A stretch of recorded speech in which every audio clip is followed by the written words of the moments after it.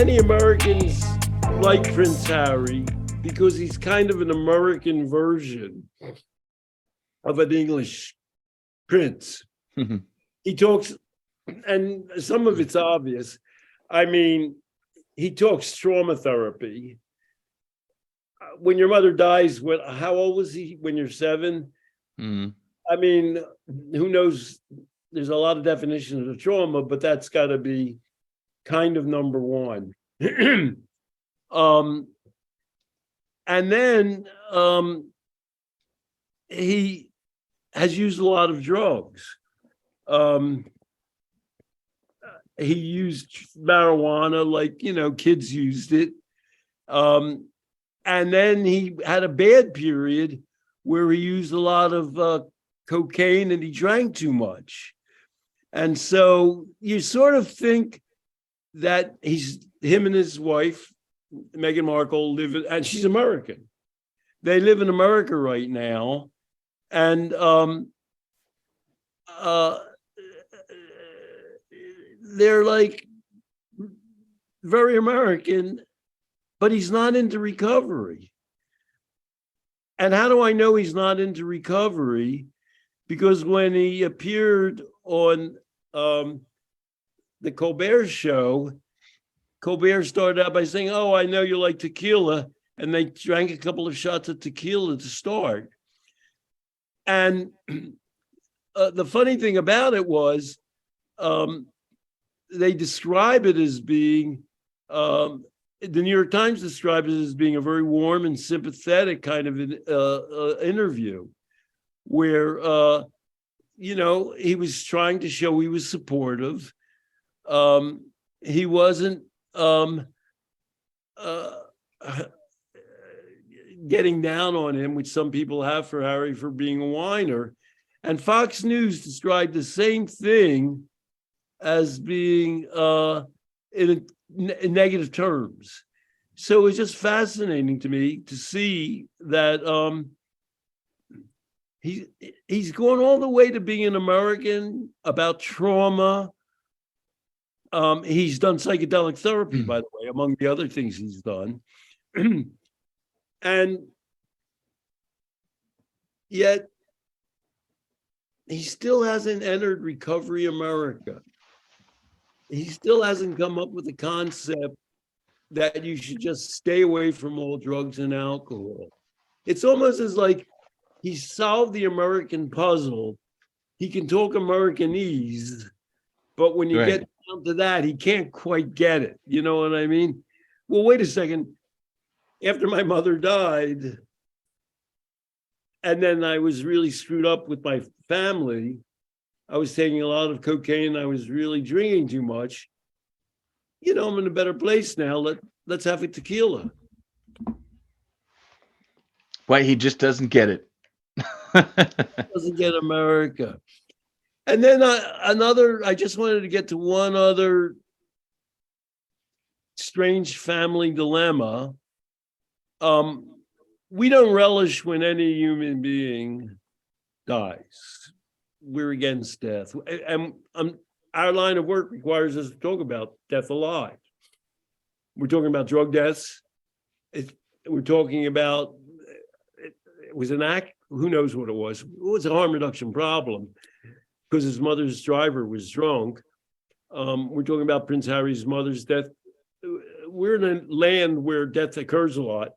So Lisa Marie Presley died at the age of 54. And we sort of don't know why she died. They refer to the fact that she had a drug problem, but that was years and years ago. Lisa Marie Presley's father died when she was, I think Elvis died when he was 42. She was 9. So that's a tragedy she had nothing to do with. However, Lisa Marie Presley married a man named Keo, and he was a regular human being. He was a backup musician when she was performing. And so she had a regular person husband, and she had 2 kids with him. one of those kids named Ben at the age of 27 killed himself. And he killed himself. He shot his brains out. When you kill yourself that way, you're serious. And she said that she never recovered from that. And what can we say about that?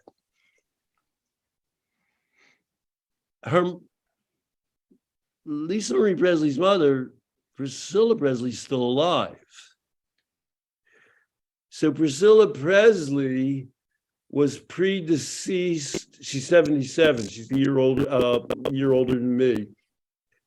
She's predeceased by her daughter and by her grandson.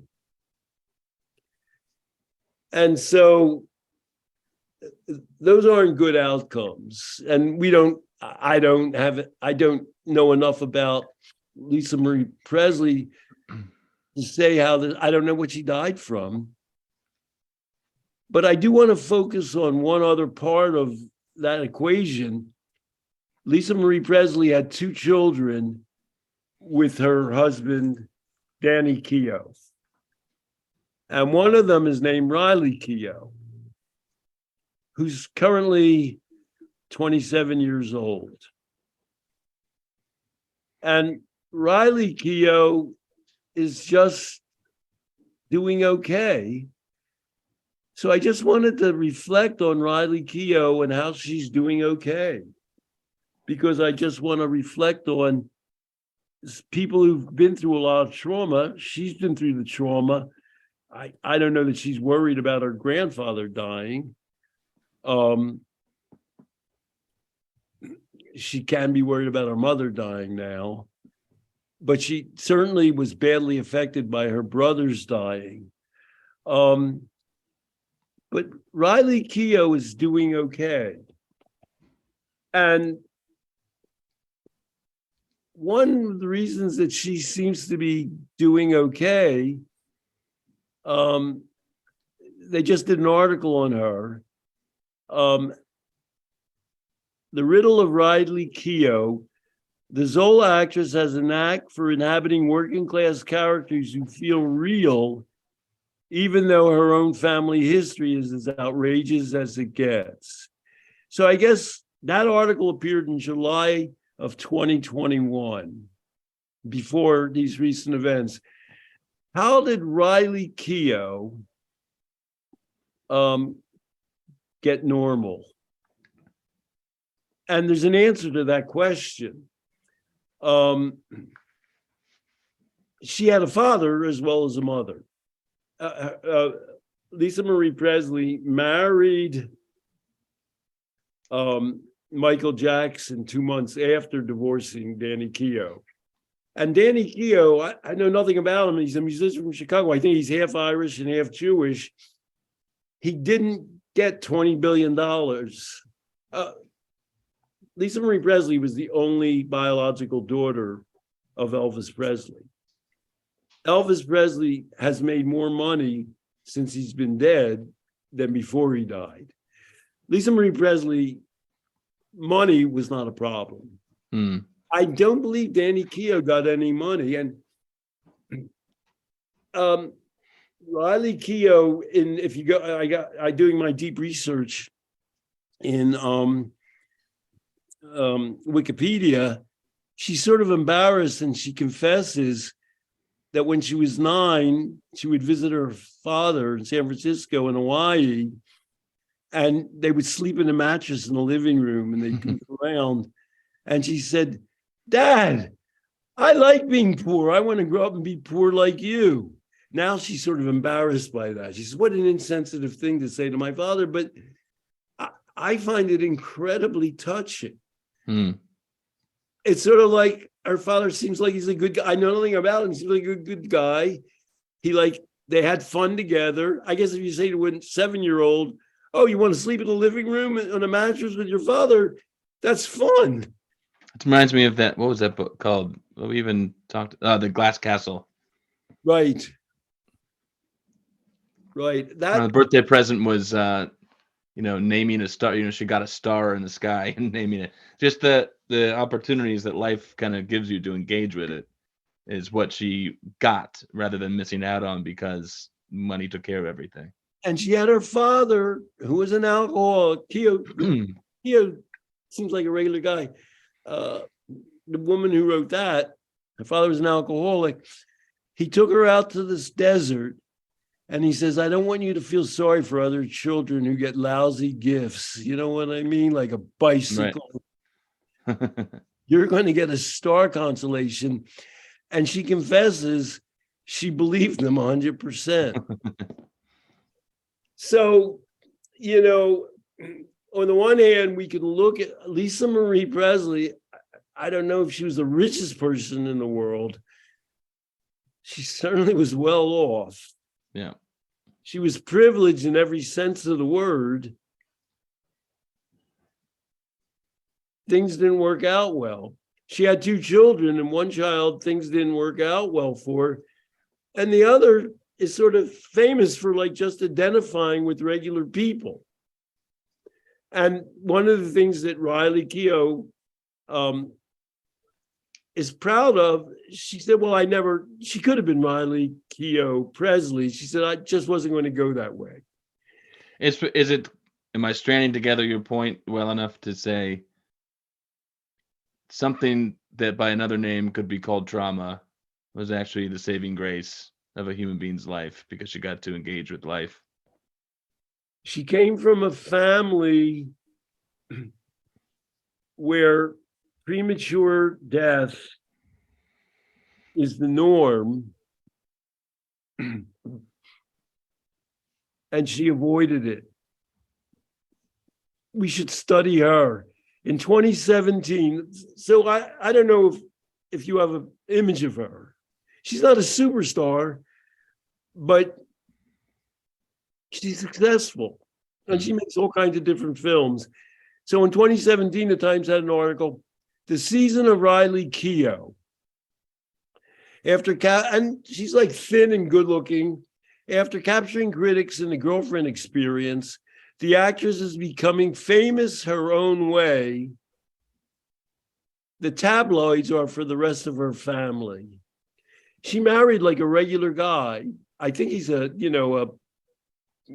behind the camera guy. And they just have a ton of pictures of on her birthday. They have children. They have pictures of him and her, and they're smiling. Oh, she was in bed for a month after her brother's suicide. She doesn't mention getting any therapy. She mentions her husband taking care of her, and then she mentions emerging from that through her natural course of her regular life. So here's the first paragraph of that article I just described to you, and I want to get your interpretation. Sometimes I ask you trick questions. Go ahead. This one, I think, this article is by Taffy Brodesser Ackner. Man, you got to have a good name nowadays. This is the first paragraph in, how Riley Keough is doing okay. Riley Keough's tattooed body is a map to her life. Simples from Led Zeppelin's untitled fourth album, The Hanged Man from the Tarot deck, the Gemini sign that looks like a Roman numeral 2, her Mayan calendar birthday. She gets tattoos casually to mark a milestone, a movie shoot, a night out with friends, an adventure with her dad. It's like a scrapbook, she says, on a warm December afternoon at a cafe in Santa Monica. The funny thing about tattoos is you get them and they have deep meaning, but then you kind of forget that they're on your body.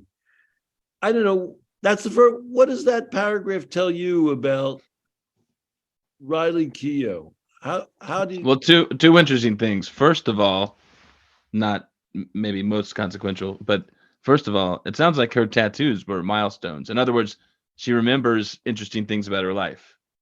Doesn't throw them away, just things that are interesting. And a lot of those things that are mentioned are things that propelled her forward. The second part is that she doesn't reduce her life to those things. And I do find that interesting. And then the idea that tattoos, funny, you put them there, you make sure that they have symbolic meaning for you. You're not forgetting them. You're showing a good faith to that experience. But then life happens, and I don't know that there's a horse on my arm or whatever. I'm not thinking about that when I'm living an interesting life. It's like she does, and she doesn't take herself. She takes her like you. She thinks there are meaningful things in her life, and she loves her husband. And she was devastated by her brother's death, and who knows how she's reacting to her mother's death. But she's sort of out there living life. She doesn't overdo things. She doesn't tell everybody she's Elvis Presley's granddaughter. I guess everybody in the film world knows that, but she doesn't mention it herself. And she's just living her life as a normal person and enjoying it. She seems to have a key to life. They ought to. Well, the New York Times keeps writing articles about her. I haven't seen anything about her reaction to her mother's death. But it's sort of like the Times every 3 or 4 years says, who is this person? She's Elvis Presley's granddaughter. And she was raised when her mother was they got divorced when she was like 2. She was sort of raised in Wonderland, with Michael Jackson. But she's just like a normal, regular person who's happy, has a family, and is successful and productive. And it's sort of like every once in a while, the New York Times funnels in on that and says, holy cow, how did this happen? And then they write an article about her. And I wish we could learn how to package and manufacture that now. And especially at this time, I hope I'm not appearing jocular. It's another colossal tragedy in her life that she's going to have to endure. Yeah. And that she's well prepared to, unfortunately. It'd be interesting if more stories, if the flood of stories about celebrities or people in the, who you might know, were stories like that, overcoming things and having interesting lives, rather than he's a victim because, isn't that interesting? Or she's a victim because, isn't that interesting? That's why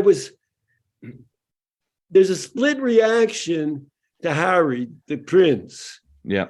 So half the people are saying, would this guy stop complaining for God's sake? And then half the people are saying, oh God, he has been his mother died when he was whatever. Right.